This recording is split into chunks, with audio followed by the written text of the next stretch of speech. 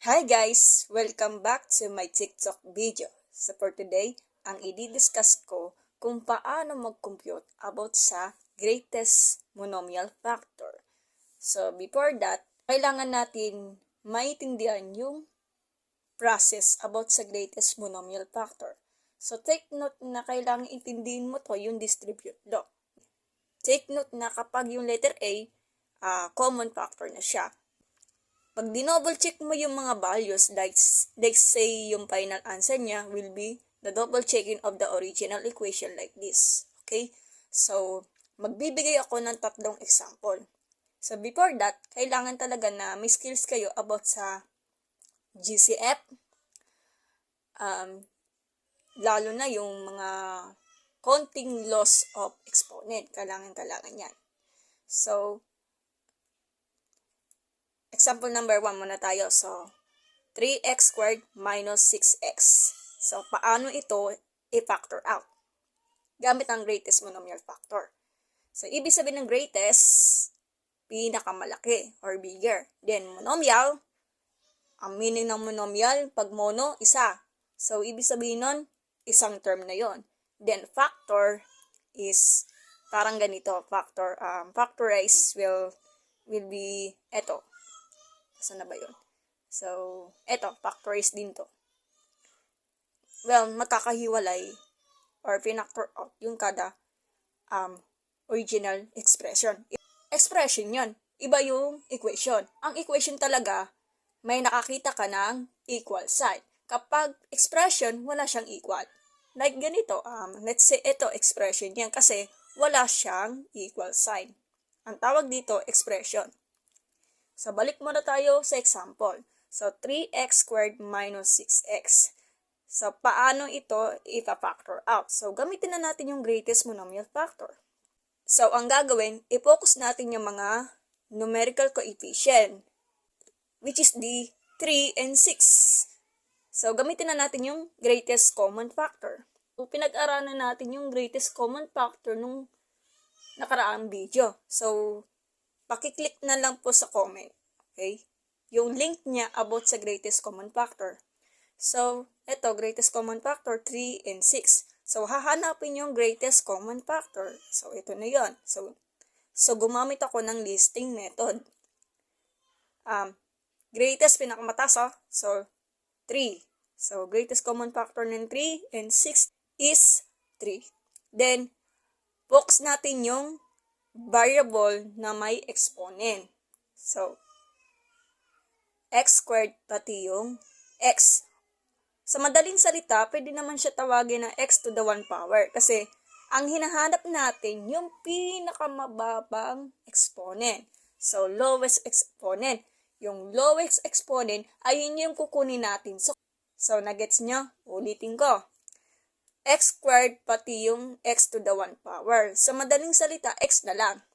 Ang focus lang natin, hahanapin natin yung pinakamababang exponent. So, alin dyan? Yung 2 o 1? Siyempre yung 1 kasi siya yung pinakamababang exponent.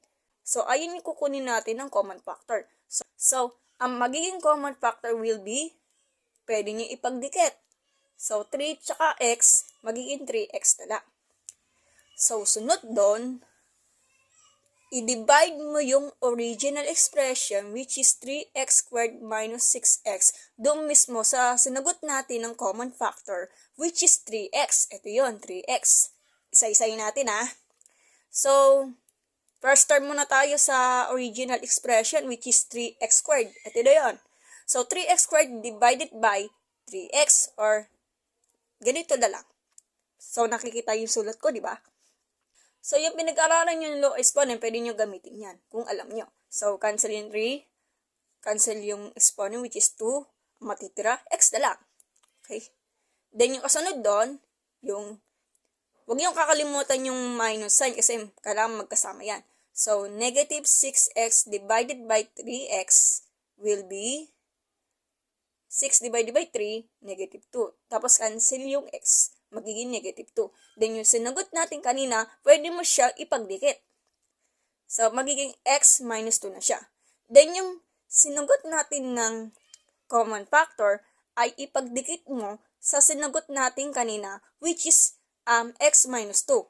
Take note na huwag kalimutan maglagay ng parenthesis like this, okay? Ang magiging kasulatan will be x times quantity of x minus 2. Yun na yun. So, ito yung magiging factor out niya. So, example number 2, 14a to the 4th power plus 35a squared. So, madali lang yan. So, kunin na natin yung GCF ng 14 and 35. So, magiging GCF niya will be 7 na lang.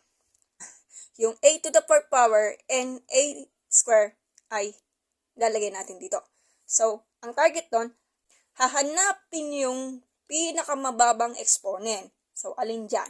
Yung 4 or 2. Siyempre, yung 2 kasi siya yung pinakamababang exponent. Then, pagkatapos doon, pwede nyo ipagdikit. Yung 7 tsaka a square. So, ipagdikit mo na. So, ayun yung magiging common factor. Then, ang sunod doon, itong original expression ay kailangan mo siya i-divide doon sa common factor. Ito yung magiging itsura. First term muna tayo. First term. So, 14a to the 4th power divided by 7 a squared. So, gamitin na natin yung law of exponent, yung inaaral nyo sa school. Alam nyo na, di ba? So, magiging 2a. Kasi kapag magkakapares ang a, tapos yung exponent niya will be magkaiba, ay ima-minus mo siya. Pero naka-fraction part siya. So, 2a to the 4th power minus 2 will be 2a squared. So, yun yan. Then, yung second term, positive 35a squared divided by 7a squared. Cancel na lang yung a squared kasi magkakapares ang a squared. Then, 35 divided by 7 will be positive 5. Huwag nyo kakalimutan yung plus sign kasi pag kinalimutan mo yung plus sign will be mali na naman ang sagot mo. Kasi doon yung iduduktong yung first term yung sinugot natin kanina doon sa second term. Sa paano? Ito yung sagot natin, 2a squared plus 5. Pwede nyo ipagdikit. So, lagay na natin ng parenthesis. Then, yung sinugot natin kaninang common factor, which is 7a squared times quantity of 2a squared plus 5. So, itong second example na to, final answer na yan. So, double check nyo maigi yung final answer kung tatama dito. Using the distributive law. Pag mali talaga ang solution nyo. Pangatlong example. So, ito medyo mahirap pero sa kanila madali. So, 10x squared minus 6. Before that, kailangan maglagay kayo ng x to the 0 power. So, bakit? Kasi, ang focus natin, hahanapin natin yung pinakamababang exponent. Okay? So, if decided na huwag kayong maglalagay ng x to the 0 power kasi understood naman yan na maging sagot will be 1. So, sa akin, kaya ako naglagay ng x to the 0 power para hinahanap ko yung kung ano yung pinakamababang exponent. Kasi yung pinakamababang exponent ay yung kukunin ko dun sa common factor niya. So, balik muna tayo dun. Yung numerical coefficient ay kailangan natin i-GCFs, which is 10 and 6. 10 and 6. Ang greatest common factor niya will be 2 na lang. Then, nga, sinasabi ko sa inyo na naglagay ako ng x to the 0 power. Kasi nga, hahanapin ko yung pinakamababang exponent. Yung x squared, then yung x to the 0 power. Ang pinakamababa nito will be 0. Ang magiging kasulatan will be 2x to the 0 power or simply 2 na lang. So, yung 2 ay yun yung magiging common factor niya. Then, yung expression niya ay kailangan i-divide sa common factor. So, ito yung proseso.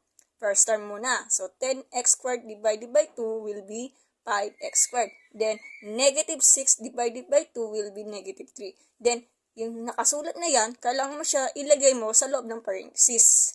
Then, yung common factor, which is 2, ay ipagdikit mo do sa sinagot natin kanina. So, itong pangatlong example ay yun yung magiging final answer. So, double check nyo kung tama nito. Kung hindi, mali talaga ang solution mo. So, 2 times 5x squared will be 10x squared. Then, 2 times negative 3 will be negative 6. So, tama naman yung solution. So, ayun na yun. So, natapos na natin yung lecture about sa greatest monomial factor.